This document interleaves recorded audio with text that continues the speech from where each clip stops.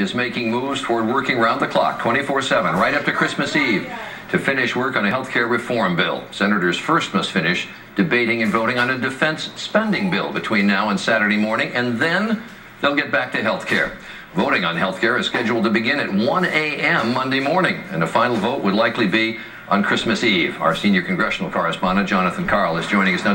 John, why are they doing this, setting this kind of breakneck schedule?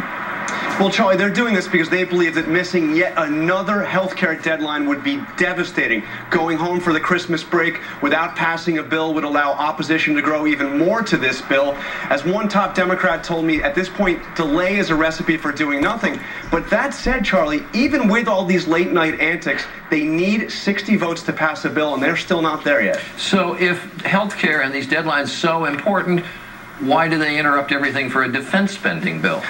Well, they've got to get that passed, too. This absolutely needs to be passed before they go. And let me tell you, at this point, this is $630 billion to fund the Pentagon's operations. It's not just that, though. There are billions of dollars in here for pet projects for lawmakers and programs that the Pentagon says they just don't need.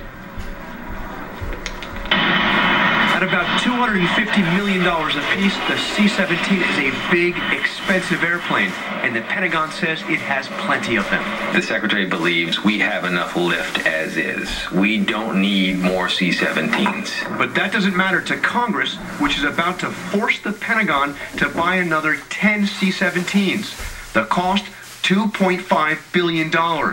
The spending is pushed by members from Missouri and California, where the plane and its components are built. Lawmakers who have parochial interests in jobs in their district are saying, we're going to turn DoD into a jobs program. We're going to put, billions of dollars into these areas that the Pentagon doesn't need. The defense spending bill is stuffed with projects the Pentagon does not want. $500 million for 9 F-18s.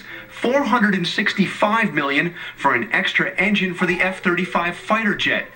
The defense bill also includes $4.2 billion for more than 1,700 earmarks, those special projects inserted by powerful members of Congress. $20 million for the expansion of a World War II museum in New Orleans, thanks to Louisiana Senators Landrieu and Vitter. $5 million for the Presidio Heritage Center in San Francisco, courtesy of Nancy Pelosi, and $18.9 million for the Edward M. Kennedy Institute for the U.S. Senate, inserted by Senators Kerry, Kirk, Inouye, and Congressman Markey.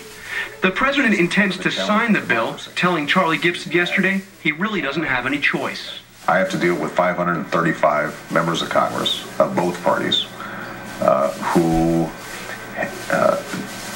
may in the abstract say we hate government waste and government spending, but when it comes to that project in their district, they think it's absolutely vital. Defense analysts say one problem with all this is that much of the money comes by squeezing programs that the Pentagon does need, like operations and maintenance budgets. Charlie? All right, Jonathan Karl at the Capitol, thanks.